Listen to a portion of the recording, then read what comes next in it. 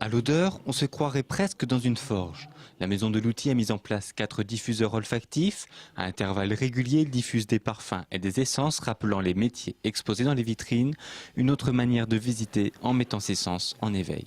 On va pénétrer dans la salle, on va être en face de cette vitrine et là on va faire ah, il y a une odeur, il y a cette odeur qui rappelle le bois, et il y a cette odeur qui rappelle cette senteur du menuisier, du charpentier, cette senteur qui nous rappelle l'atelier dans lequel travaille cet homme de métier.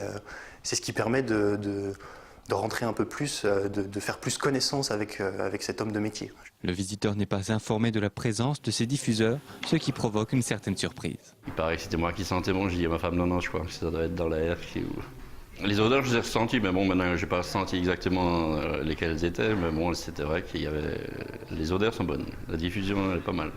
Les diffuseurs sont situés dans les pièces concernant le travail du bois, de la forge, du cuir ou encore de la pierre. Ces diffuseurs olfactifs ont été créés spécialement pour la maison de l'outil, par des parfumeurs. Donc on a 2 essences et 2 parfums. Donc un qui rappelle bien sûr plutôt le bois, c'est-à-dire c'est plutôt une essence de cèdre, de cyprès aussi. La pierre, le fer, le bois et le cuir, c'est les métiers qu'on retrouve un peu partout dans la maison de l'outil. C'est les métiers qui représentent, c'est les domaines de métiers qui groupent tous les métiers possibles à la maison de l'outil.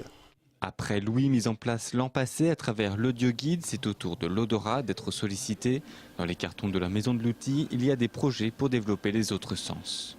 Il y a quelques petits éléments qu'on peut toucher forcément, hein, surtout dans les expositions temporaires. On présente toujours quelques petits objets différents où là on peut toucher. C'est peut-être prévu, ça faut qu'on y pense. En tout cas, c'est dans notre collimateur, on va dire, à ce niveau-là. Et pour le goût, c'est vrai que c'est déjà plus difficile, mais en tout cas, il y a les métiers du goût qui pourraient convenir à ce genre d'activité.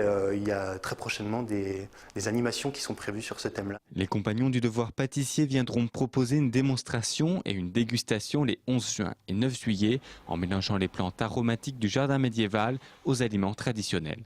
Mais en attendant, avant de goûter, on peut toujours sentir.